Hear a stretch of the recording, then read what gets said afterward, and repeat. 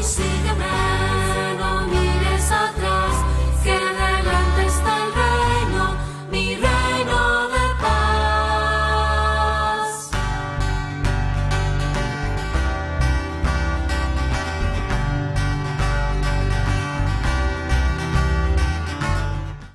Bienvenidos, queridos hermanos, a Ven y lo verás. Es esa propuesta que nos hace Jesús de estar con Él, de conocerlo, de amarlo, de admirarlo y de poder ser enviados a una misión de acuerdo a su corazón amoroso y de acuerdo a las necesidades del mundo. Tenemos esa posibilidad en este programa, ir conociendo testimonios en donde Jesús va llamando, va enamorando y va enviando a sus elegidos a poder llevar al mundo su amor, su gracia y su verdad. El día de hoy tenemos una persona muy especial con nosotros. Le voy a pedir al Padre Israel que él mismo se presente. Bienvenido, Padre Israel. Gracias. Un gusto estar aquí entre ustedes. Soy Fray Israel del Niño Jesús, de la comunidad monástica Siervos de la Reina de la Paz. Soy el segundo de dos hijos de mis padres Israel y Carmen. Mi hermana Hilda es mayor que yo y nosotros nos criamos en un hogar, diríamos, católico, pero no muy practicante, debido a varias cosas, ¿no? Quizá el trabajo, la ocupación de mi padre o algunas otras cosas que había que atender en casa por parte de mi madre. Pero aún así, aun cuando no fuimos muy practicantes de la fe, sin embargo, desde niño crecí con una especie de evangelización muy sencilla de parte de mi madre, ¿no? Un niño normal, me crié como tantos otros niños en medio de juegos, en medio de la escuela, una escuela fiscal a la que asistí, también travesuras y cosas muy normales. No es que de niño hubiese yo jugado a la misa o a ser sacerdote, en verdad, eso no estaba dentro de los esquemas de mi vida. Crecí en un ambiente en el que, más bien al contrario, la aspiración política era lo primordial. Mi padre fue un líder político muy renombrado y bueno, y crecí así, ¿no? En medio de todo ello. Me gustaba leer desde niño, mi madre me inculcó el amor por la lectura. Poco a poco fui descubriendo en mí un gran amor por la verdad. Hice la comunión como casi todos los niños a los 10 años. Fue un día maravilloso después de una linda preparación por parte de unos frailes mercedarios, precisamente en el día de la Virgen de la Merced. Pero luego de ello me alejé del Señor, ¿no? Me alejé del Señor en la parte quizá más complicada de la adolescencia, aun cuando ya para ese momento era estudiante de un colegio católico muy prestigioso. Sin embargo, mi relación con Jesús y con María eran muy esporádicas, ¿no? O sea, misa de tanto en tanto, alguna pequeña oración en septiembre, que eran las devociones particulares a Nuestra Señora de la Merced. Pero más allá de eso, pues el Señor como que no era tan fuerte en mi vida, ¿no? Y bueno, así transcurrió mi infancia y diríamos mi primera adolescencia.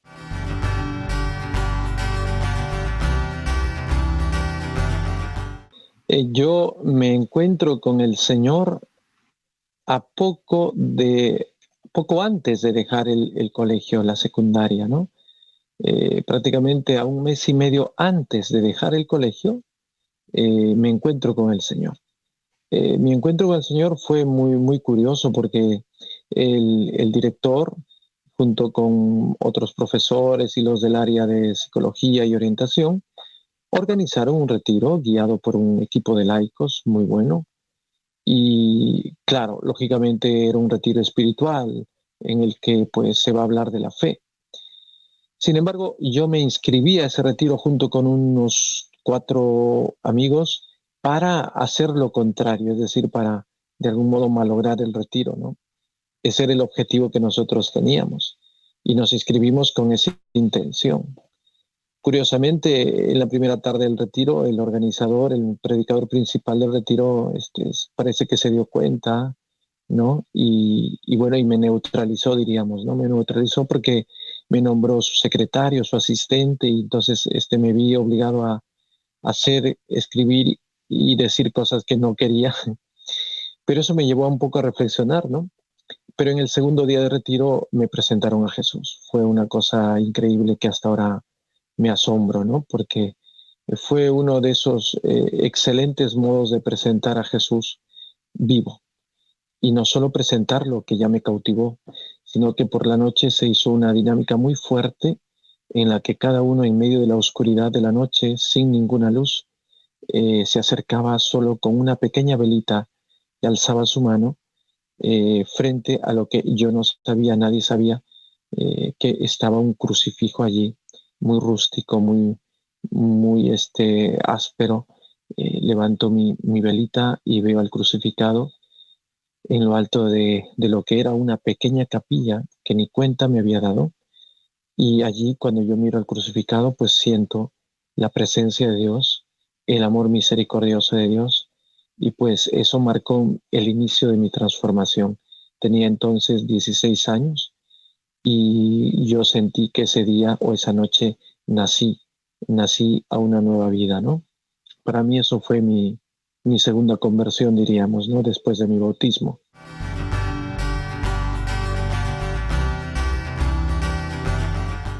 Luego pues acabó el colegio y claro, un poco impulsado por mi padre, que es abogado y líder y todo, también decidí intentar derecho.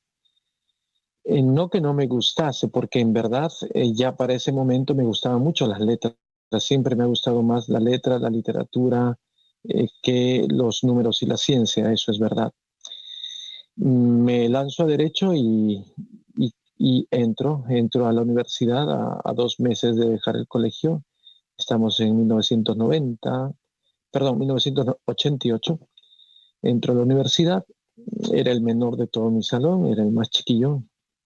Y en la universidad pues me fue bien en el sentido de que pues tenía toda la capacidad para superar todos los cursos, los profesores me querían, algunos querían hacerme su asistente, y a la par pues fue haciéndose más fuerte en mí y de repente el deseo de un camino de liderazgo político, ¿no?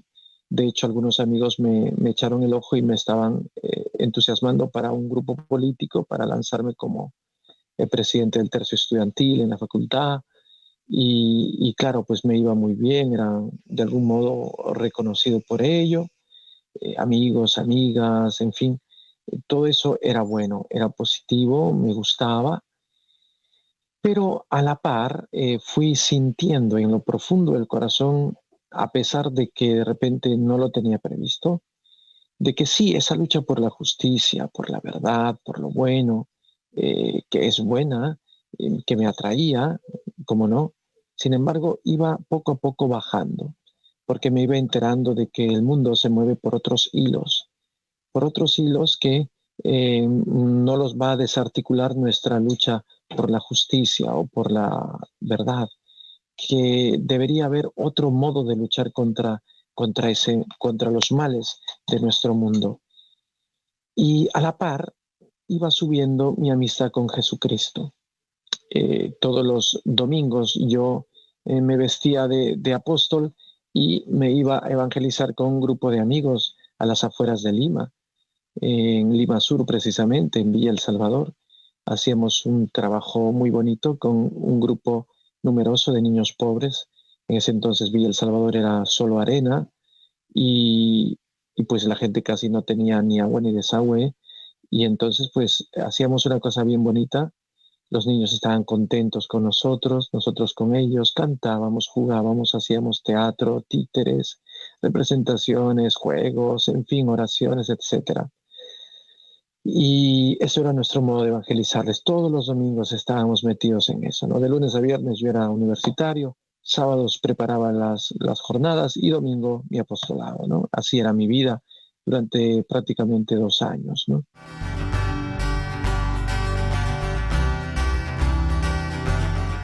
En una de esas que me fue muy bien, nos fue muy bien en la jornada, porque teníamos este equipo pastoral con unos amigos y primos míos.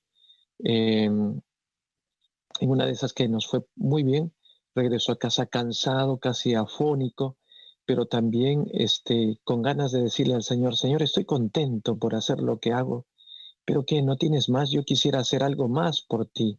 ¿No tienes algo más para hacer por ti? Como que me puse en oración diciéndole eso al Señor, ¿no? Frente a una imagen del corazón de Jesús que yo tenía ahí en mi habitación. Y diciéndole eso me quedé en silencio, como mirando al corazón de Jesús a ver si me responde, si me dice algo, ¿no? Si se atreve a decirme algo en este sentido.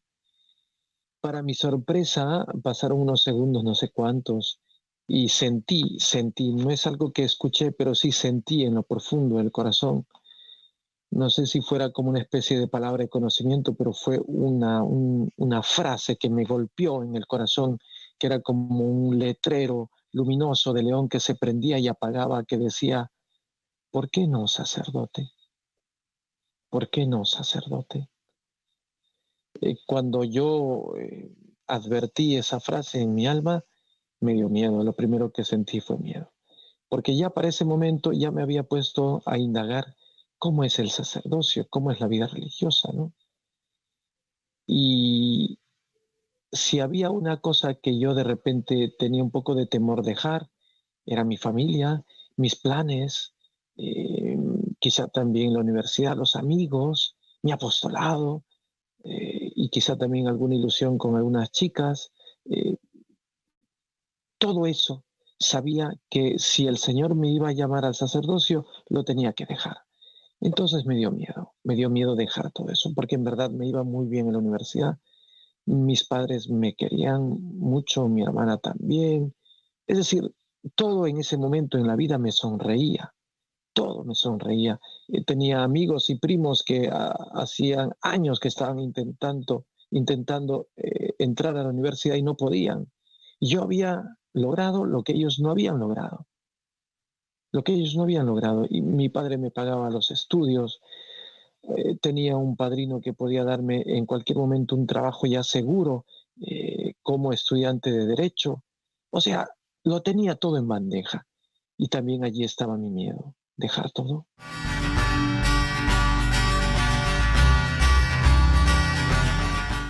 Y cuando siento, ¿por qué no sacerdote? Es como que se me derrumba el mundo, en cierto modo, porque no quería dejarlo. Entonces, lo que hice es hacerme al dormido. O sea, me di media vuelta, hice la señal de la cruz y dije, hasta mañana, Señor. Y me hice al dormido. No quise hablar más con él. Pero yo sentía que Jesús estaba allí y que me miraba y me decía, bueno, sí, sí, claro, tienes mucho sueño hasta mañana. Pero en verdad yo no podía dormir. No podía dormir porque era como una flecha clavada en el corazón, ¿no? Pero por otro lado sentía miedo, sentía eso, miedo, pero también atracción, porque sabía que de repente allí yo podía dar toda mi vida al Señor. Entonces estaba esa seducción que es combinación de atracción y miedo, ¿no? Estaba con eso. Pues yo dejé de orar por más de un mes. No hice mi oración de noche porque siempre hacía mi oración de noche antes de dormir. Me quedaba a hablar con el Señor y analizaba el día, etcétera, ¿no? Dejé de hacer mi oración por más de un mes porque tenía miedo de que el Señor otra vez insistiese sobre este llamado, ¿no? Me dio miedo. Dejé la oración. Para mi sorpresa, el Señor no se rindió porque buscó otros medios para hacerme ver que Él me estaba llamando, ¿no? Un libro, una persona, una misa, todo como que se confabulaba para decirme, oye, te estoy llamando, ¿no?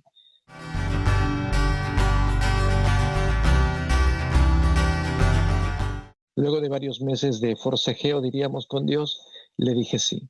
Le dije sí Le dije, sí, te voy a seguir, voy a ser sacerdote. Y en un primer momento yo pensé, voy a ser sacerdote diocesano porque como que ellos tienen un poco más de libertad para ciertas cosas. No quiero ser sacerdote religioso porque eso es un poco más complicado. Y qué curioso, empecé a sentir en el corazón otra frase, sacerdote religioso. Pues bien, entonces ya un poco como que tenía el camino marcado y lo acepté, le dije, está bien. Y entonces participo en un retiro de discernimiento con una comunidad religiosa, los Oblatos de San José, y decidí ingresar a ellos, a esa comunidad. Lo logré unos 6 o 7 meses después porque tenía que esperar. Los ingresos eran en enero. En enero de 1990 comencé la formación religiosa. Contento, muy contento.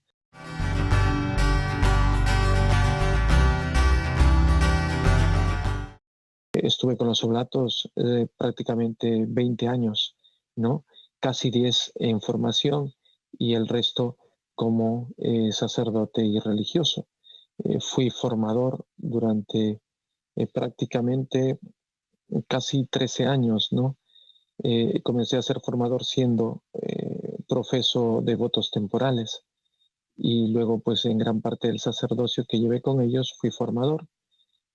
Y luego pues en un determinado momento le dije a mi superior, padre, quisiera yo intentar ahora un apostolado más abierto a la gente, ¿no? Porque siempre había sido formador de diversas etapas, de juniores, de novicios.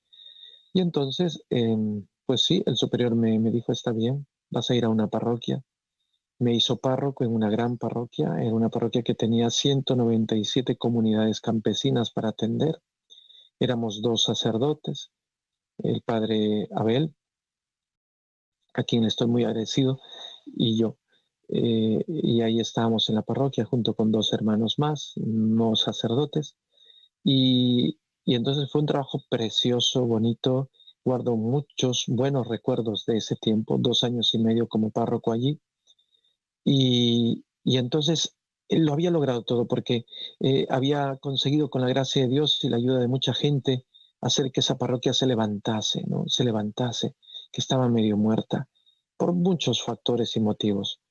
Y la levantamos pastoralmente, económicamente, socialmente, le dimos un prestigio y se empezó la pastoral con los catequistas campesinos, la pastoral juvenil, eh, las actividades religiosas, multiplicamos más los horarios de misas, con decir que entre sábado y domingo teníamos prácticamente 11 o 12 misas, los 2 sacerdotes que estábamos allí, aparte de la catequesis, confirmación, primera comunión, los bautismos, la atención a las comunidades. De 3 días que pasaban, 2 estábamos girando en los pueblos y 1 en la sede.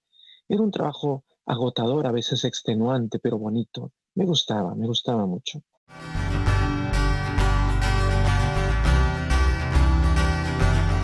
Pero luego de ese éxito, yo comencé a sentir en el corazón, sí, de acuerdo, lo que tú estás haciendo es bueno, es bonito, la gente está contenta, te quieren.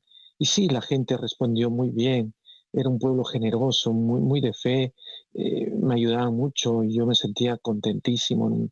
Pienso que no pudo haber mejor lugar que aquel, Cajabamba, ¿no? Y en medio de ese éxito, vuelvo a sentir en el corazón un llamado, ¿no? Israel, ¿y tú te atreverías a dejar todo esto? Me asombró, ¿no? Porque yo lo último que hubiese querido en ese momento era dejar lo que ya estaba, eh, lo que ya estaba saboreando. ¿Cómo iba a dejar aquello que era lo mejor? ¿Cómo iba a dejar aquello que era un éxito? ¿Cómo? Y luego fue acrecentándose esta voz, este hincón, en el sentido de que Jesús me pedía una vida más orante, que si el apostolado es precioso, que si las misiones son preciosas, hay una misión más importante quizá y que le da vida a las demás misiones, la misión de orar, la misión de sacrificar la vida en silencio, la misión de interceder. Y fue naciendo así en mí una especie de inquietud por la vida monástica. Yo era un religioso de vida activa, pero no era un monje. Y yo sabía lo que era ser monje porque pues, muchos de mis santos favoritos son monjes. Y era algo que sí me atraía, pero a la vez me daba miedo porque no me sentía capacitado para eso. Nunca me he sentido capacitado, ni ahora. Pero la voz era fuerte, la inquietud era fuerte.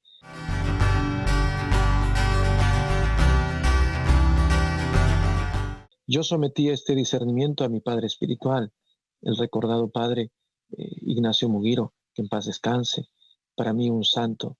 Y entonces lo sometí a él. De tanto en tanto viajaba a Lima para hablar con él, o le escribía y le exponía el asunto, ¿no? Y él me fue guiando, y en un primer momento me dijo, no, Dios te quiere monje allí, tienes que ser monje allí. Pero había algo dentro de mí que decía, pues no, está bien, sí, puede ser eso, pero no, no, no, tiene que ser algo más radical. Y había una lucha en mí, algo que decía sí, algo que decía no, miedo. Y, y curiosamente, sea por el apostolado fuerte que tenía, como por esta, diríamos, pregunta que nacía en mí, fui perdiendo la paz, fui perdiendo la paz. Como digo, sea por el apostolado fuerte que tenía, como por esto que nacía, perdí la paz, perdí la paz. Es decir, empecé a adentrarme en un camino en el que la oración ya no fluía tan fácilmente, perdí la paz. Y seguía en mi discernimiento, seguía también al habla con mi superior provincial y el superior general de Roma. Le informé mi inquietud, me pedían que ore, que espere, que piense bien, etcétera. Yo fui muy sincero con ellos y con mi padre espiritual, y en un cierto momento, comunicándole más de estas cosas, me doy con la sorpresa de que, por otro lado, Sor Carinita de Jesús, que ahora también es parte de nuestra comunidad, tenía una inquietud parecida, ¿no? Ella también era religiosa de vida activa, era superiora de su comunidad, era formadora, y ella también quería algo más, ¿no? Algo más de oración, algo más de silencio, de recogimiento, como que le empezó a atraer mucho esto, ¿no?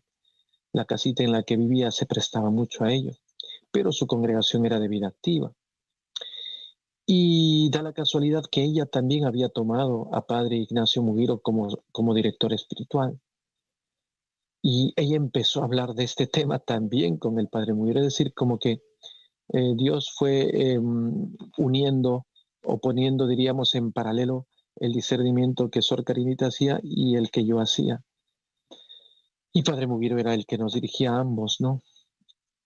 Y en verdad nunca habíamos coincidido, es decir, en fechas y en horas para estar con Padre Mugiro, nunca, pero me fui enterando de que ella también estaba haciendo un discernimiento así.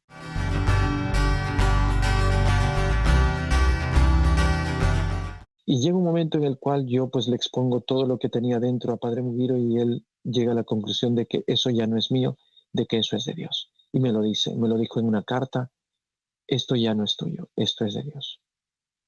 Tienes que pensar en dar el siguiente paso. Y lo di pidiendo permiso a mis superiores para hacer una experiencia. Sor Carina también, por los motivos que pasó, también hizo algo parecido. Y entonces empezamos a discernir más en serio esto.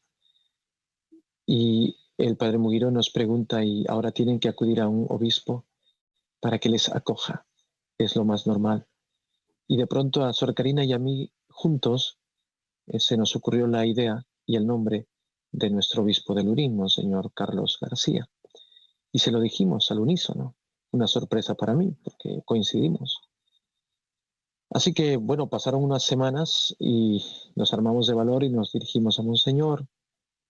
Monseñor nos aceptó con mucha amabilidad, con mucho respeto, pero también, como corresponde a un obispo católico, también lo sometió a un discernimiento por sí mismo.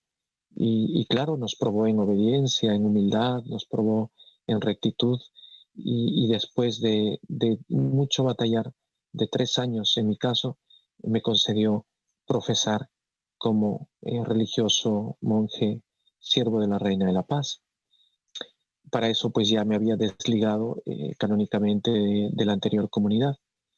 Y Sor Carinita pues también recibió el hábito 3 años antes que yo. Y entonces nuestra comunidad había nacido ya el 10 de abril del 2010. Yo profesé como monje el 2013, en el 7.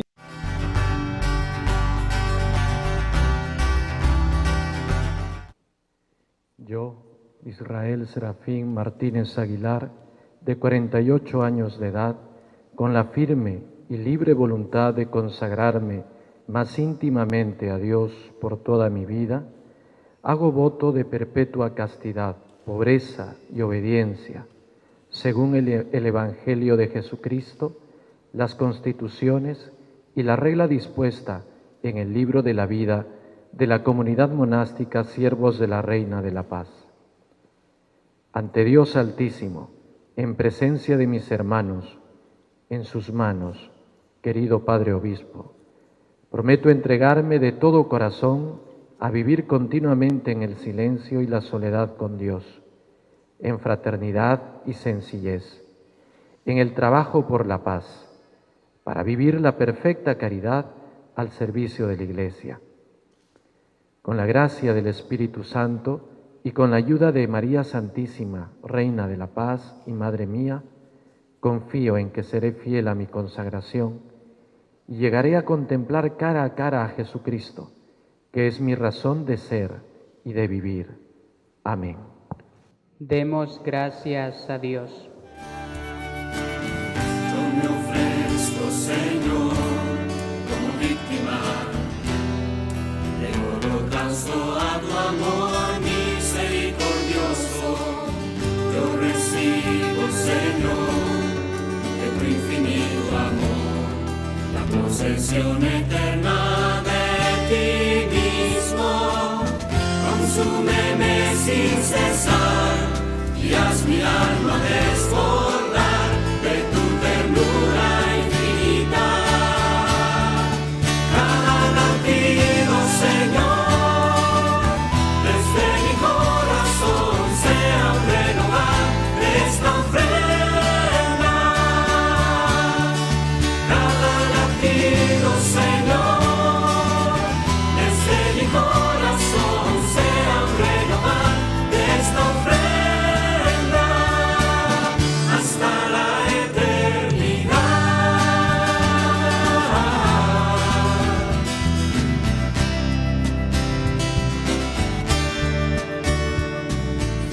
Yo me ofrezco, Señor, como víctima de holocausto a tu amor misericordioso.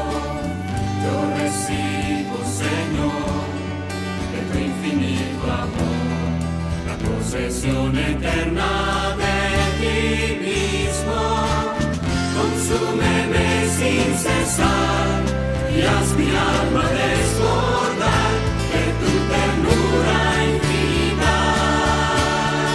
Cada latido, Señor, desde mi corazón sea un renovar de esta ofrenda. Cada latido, Señor, desde mi corazón sea un renovar de esta ofrenda hasta la eternidad.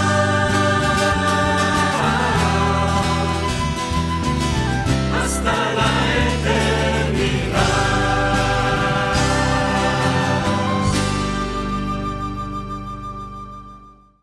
Y hemos caminado en la comunidad, hemos ido descubriendo poco a poco nuestra misión.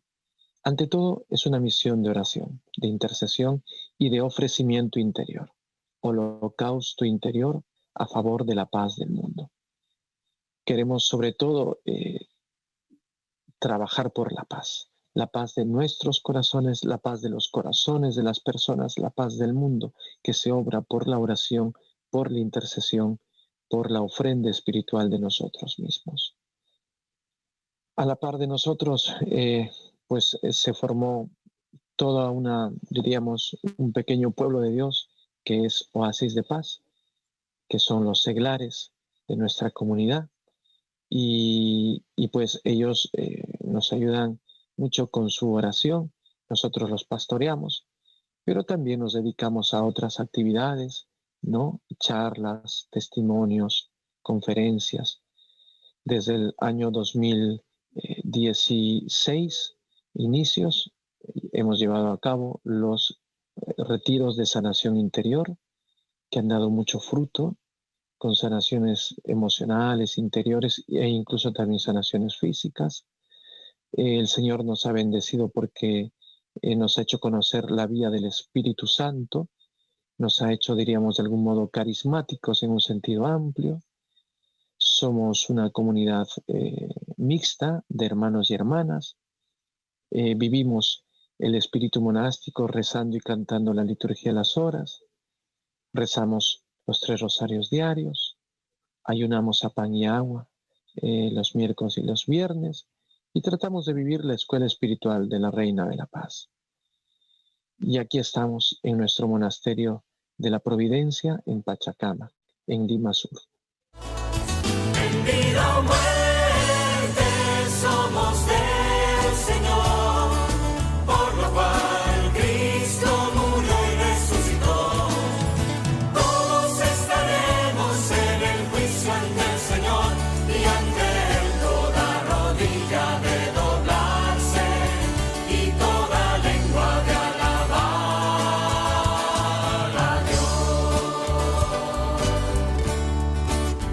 En vida o muerte somos del Señor, por lo cual Cristo murió y resucitó. Todos estaremos en el juicio ante el Señor y ante Él toda rodilla de doblarse y toda lengua de alabar a Dios.